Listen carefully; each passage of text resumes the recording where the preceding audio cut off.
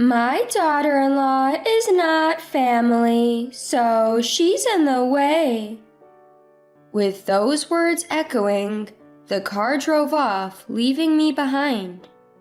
Lost in unfamiliar mountains, on unknown terrain, I felt utterly bewildered, and Mason's funeral is about to start. A few days earlier, upon hearing the grave news about Mason, my husband and I rushed to his family's home.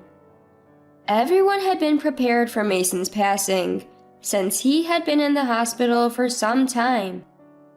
Rather than a sense of sorrow, it felt more like relief that Mason was finally free from pain. However, the funeral preparations were quite a challenge.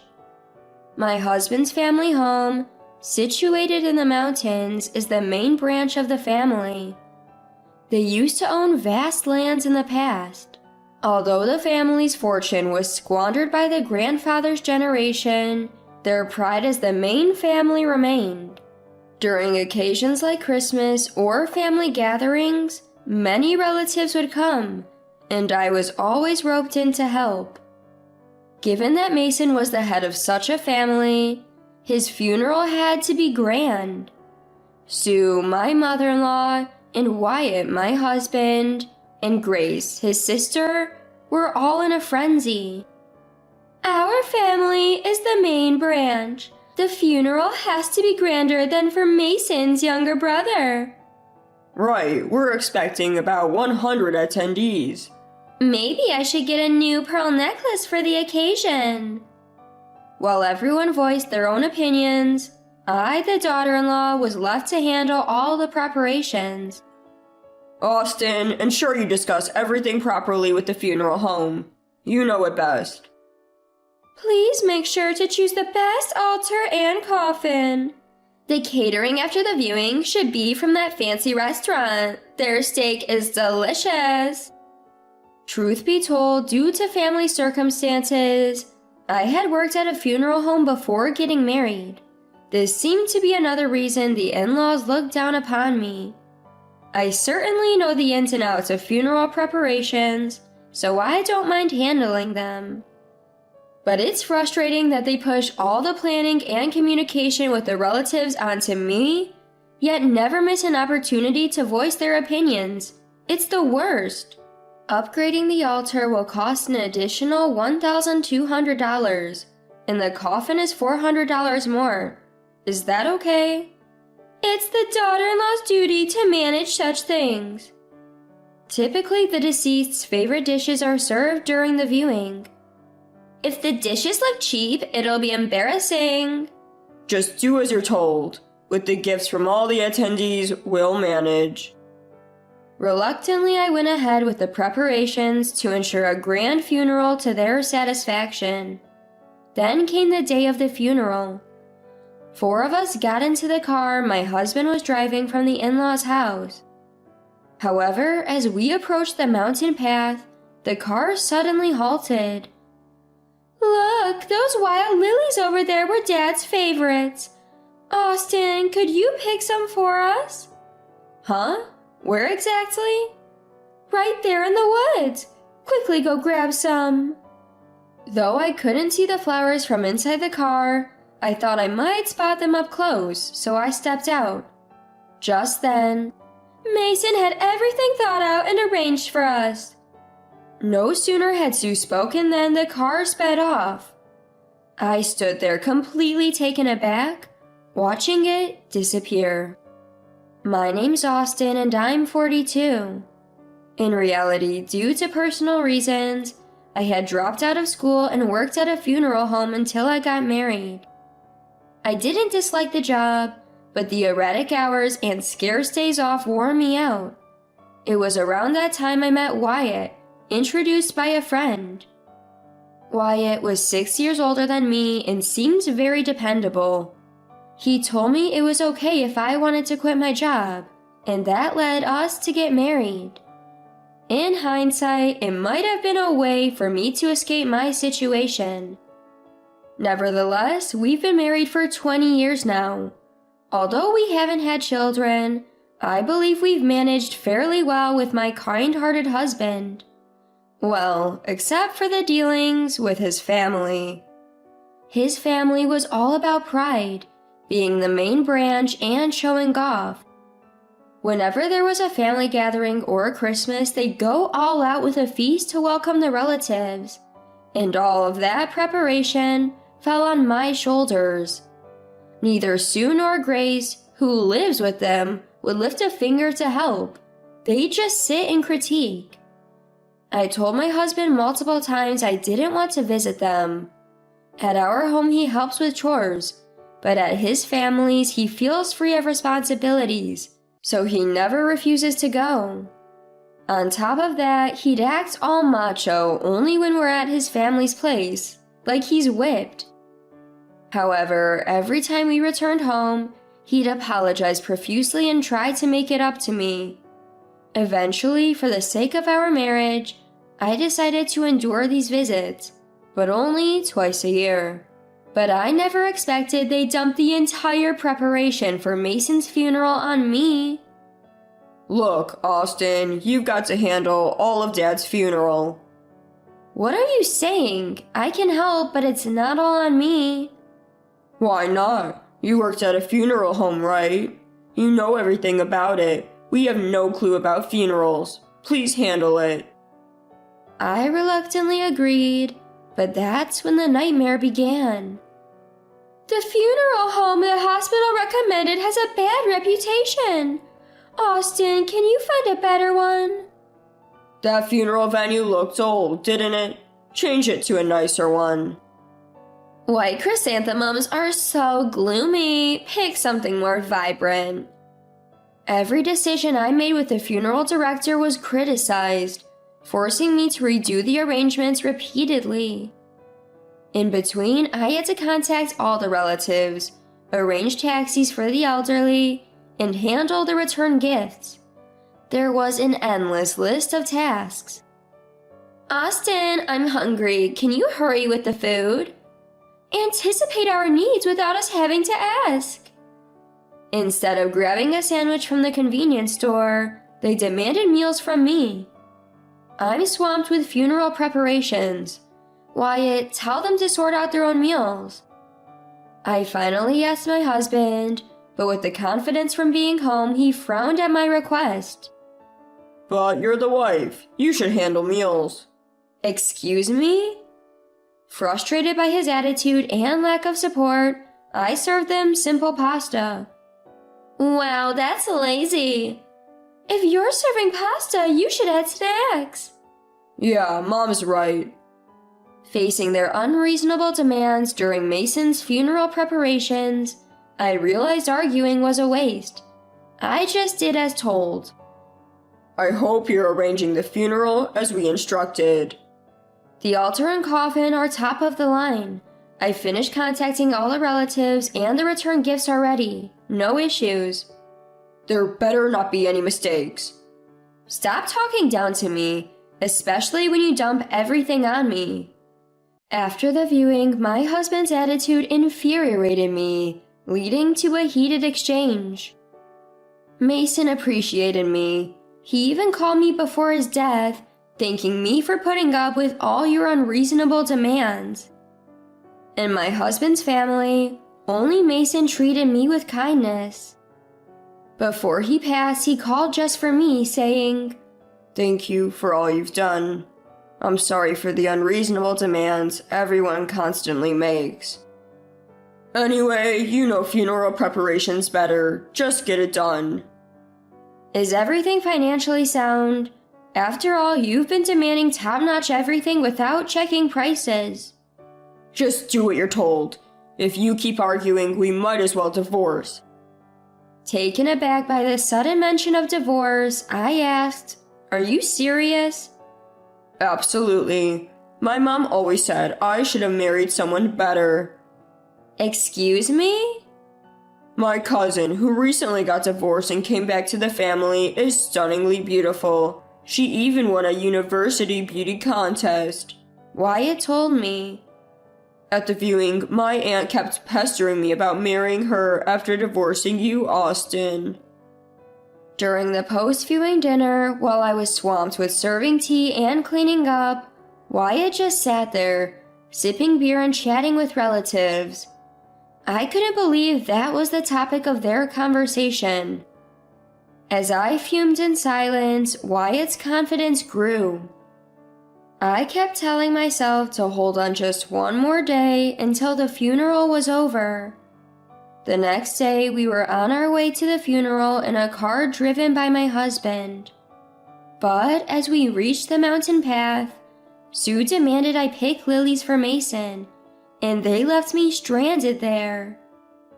Usually my husband wouldn't pull a stunt like this, but there he was, smirking at me from the speeding car. He probably had that beautiful cousin he mentioned yesterday on his mind. At this point, whatever. I've done all I could for the funeral. The funeral service will handle the rest. Although being left was quite shocking, there was a slight relief in knowing I didn't have to oblige to the family's every whim anymore. My real issue now? How to navigate this mountain path in my funeral attire and heels. How am I supposed to make my way through this? Exasperated, I sat down by the road. That's when a car stopped in front of me. Hours passed and the funeral was nearing its end.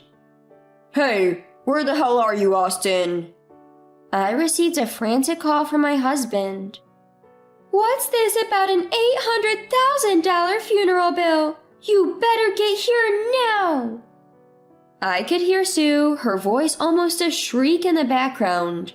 Serves you right. I had to stifle my laughter hearing their predictable reaction. What's going on? There's no way we can afford an $800,000 funeral. Wasn't the plan for the gifts from the attendees to cover the funeral costs? The expected money didn't come through. Plus, only half of the expected guests showed up. Well, that figures. Gift amounts for funerals in this area range from $30 to $50. For close relatives like parents or siblings, gifts could range from $100 to even $1,000, but knowing how stingy some of our relatives can be, they'd probably give around $30 each. If 100 people each gave $30, that would only total $3,000. Furthermore, many of our relatives are elderly, and a good number of them wouldn't be able to attend the funeral. You should have seen this coming. Why didn't you tell us? I did, several times, but you all insisted on the most expensive options. As my husband was at a loss for words, Sue jumped in. Just get back here now. They plan to charge $300 if you were here. But without you, they're saying it's $800,000. What's going on? About that.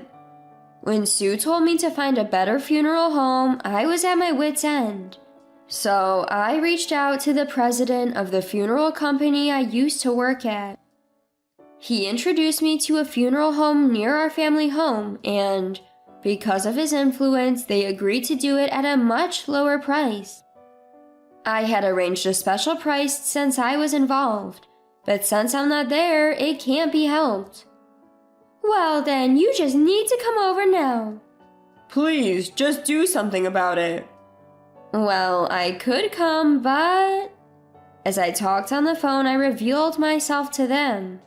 What? You're here. Actually, when I was lost on that mountain road, the car that stopped was driven by the person in charge from the funeral company. We had met several times to discuss plans, and he was quite shocked to see me sitting on the roadside. Once I explained the situation, he kindly drove me to the funeral hall. I wanted to pay my respects to Mason, so I asked him to bring me here, but I didn't want to be around all of you, so I stayed hidden. So, you were here after all. We can reduce the funeral costs now. My husband and Sue were practically dancing with joy. That won't be happening. Why? Because according to you, I'm not a part of the family. Oh, come on. That was just a slip of the tongue. You're overreacting. You're my wife. I'm not anymore. What do you mean? You said you wanted a divorce, remember? You can go ahead and marry that beautiful, well-educated cousin of yours. Look, Before he could finish, Grace, who had been watching from nearby, lunged at me. Enough of your nonsense. Since you're here, we can get the funeral cost down to $300,000, right? No, I won't. And even if it's reduced, how do you plan on paying? We'll just withdraw it from my dad's bank account. He once mentioned he had about that much. That's not possible. Why not? When someone passes away, their bank accounts are frozen. You can't access the money. I heard if you don't inform the bank, it'll be fine. At Grace's comment, I couldn't help but smirk.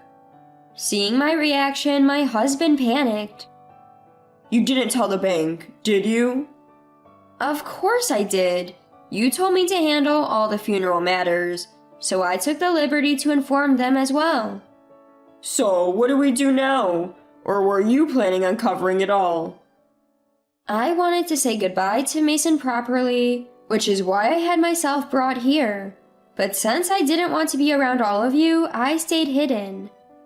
I then pulled out a bank book and showed it to them. The bank book I was holding was given to me by Mason just a bit before he passed away. Mason had apologized for the past rudeness of his family and told me, since they'll probably have you handle all the funeral arrangements, please use this bank book to pay for the funeral expenses.